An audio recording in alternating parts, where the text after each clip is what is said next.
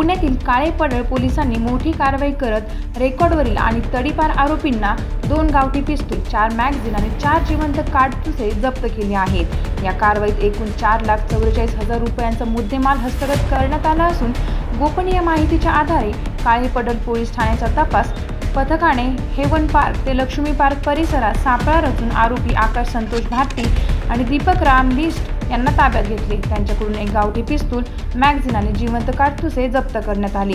दरम्यान घटनास्थळावरून फरार झालेल्या तडीपार आरोपी गणेश बबन लोंढे यालाही पोलिसांनी दगाई माता फॉरेस्ट परिसरातून अटक केले।